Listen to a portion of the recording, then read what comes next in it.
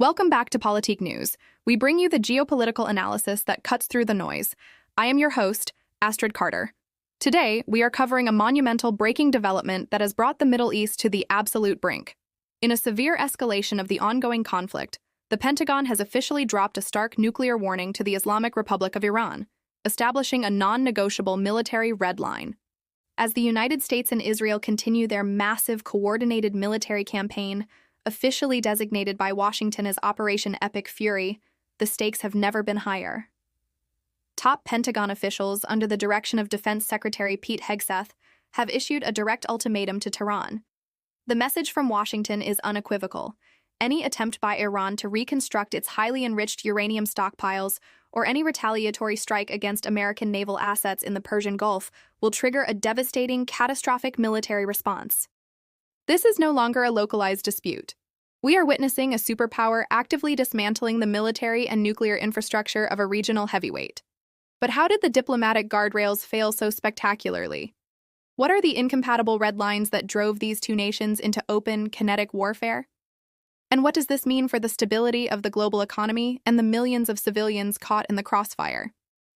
Let us dive into the facts. To understand the sheer gravity of the Pentagon's warning, we must first examine the diplomatic collapse that preceded it. Throughout early 2026, the international community watched with bated breath as indirect negotiations between the United States and Iran took place in Geneva, mediated by the government of Oman. The goal was to pull both nations back from the precipice of war. However, the publicly stated red lines of both sides were fundamentally incompatible from the moment they sat at the table. The United States arrived in Geneva with an uncompromising demand: zero enrichment. The White House demanded that Iran entirely halt its development of nuclear technology, surrender its stockpile of highly enriched uranium, and significantly curtail its ballistic missile program. Conversely, the Iranian delegation, led by Foreign Minister Abbas Araghchi, arrived with its own unyielding terms. The Iranian parliament held closed-door sessions, declaring that the nation's domestic nuclear industry was an untouchable red line. Tehran insisted that negotiations be confined strictly to guarantees regarding the civilian nature of their nuclear program, categorically refusing to discuss their ballistic missiles or their support for regional proxy networks.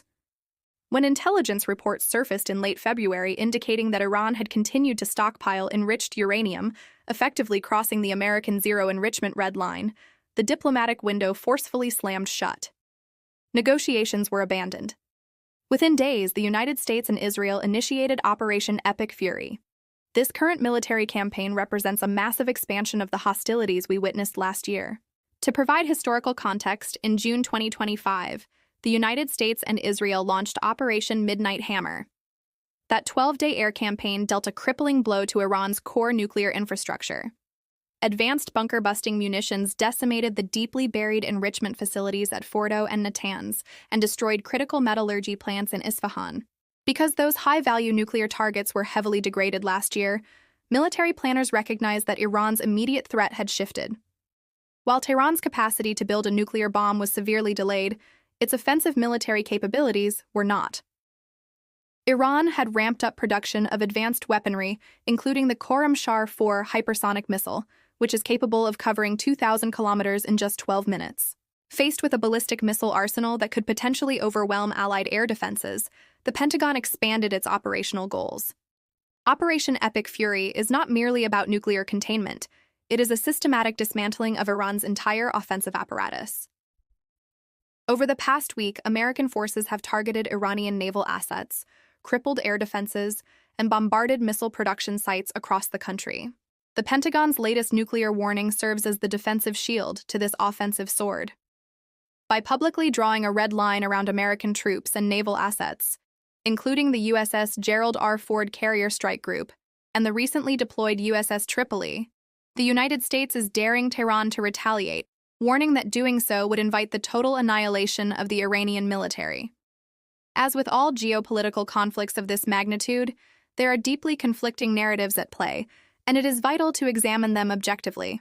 From the perspective of Washington, this aggressive military posture is a necessary enforcement of international security.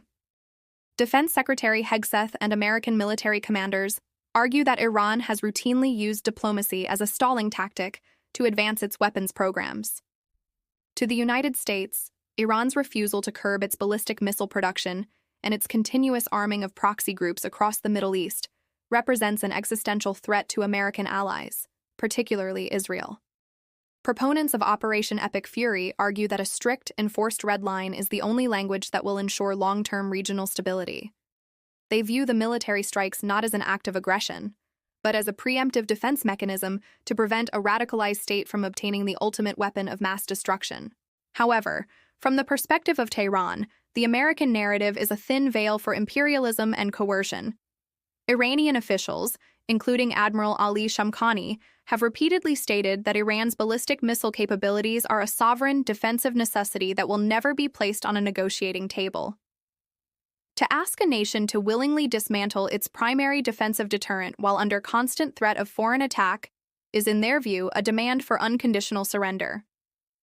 Furthermore, Iranian leaders point to the United States' withdrawal from the 2015 Joint Comprehensive Plan of Action, the original nuclear deal, as proof that Washington cannot be trusted to honor diplomatic agreements. To Tehran, the American zero enrichment red line is not a security measure, but an arbitrary, illegal demand designed to cripple the Iranian economy and force a regime change. Amidst these high-level political and military strategies, we must not lose sight of the profound human impact and the sprawling global consequences of this war. Behind the Pentagon briefings and the diplomatic grandstanding, real people are bearing the devastating brunt of this escalation. The relentless bombardment of military and industrial targets within Iran has inevitably resulted in widespread destruction. Civilian infrastructure is under immense strain, and the psychological toll on a population living under the constant roar of warplanes is immeasurable. Furthermore, this conflict is sending violent shockwaves through the global economy. The Persian Gulf and the Red Sea are two of the most critical maritime arteries on the planet. With Iranian naval assets targeted and commercial shipping lanes heavily militarized, the global supply chain is facing an unprecedented bottleneck. Oil prices are deeply volatile, reacting to the very real possibility that the Strait of Hormuz could be rendered impassable. Working families across the globe, thousands of miles away from the conflict, will soon feel the economic squeeze through skyrocketing inflation at the gas pump and the grocery store. There is also the heavy burden placed on the military personnel deployed to the region.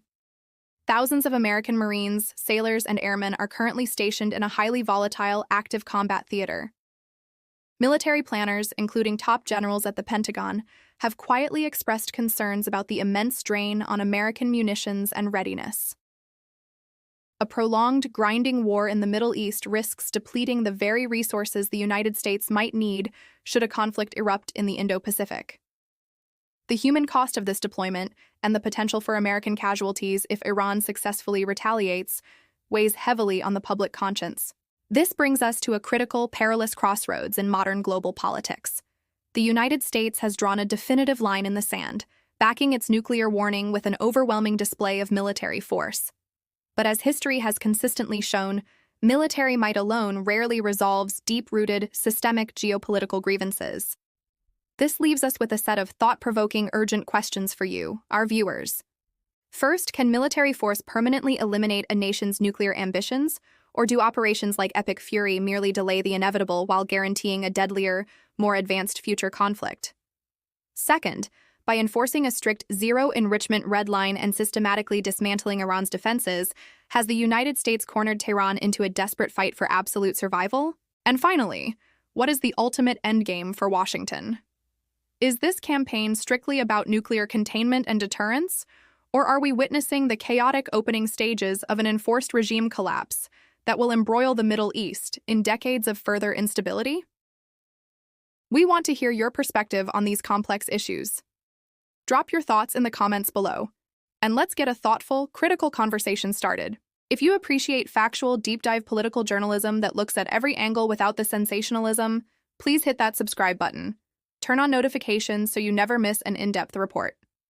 Until next time, stay informed, stay critical, and keep asking the hard questions. I am Astrid Carter, and this is Politique News.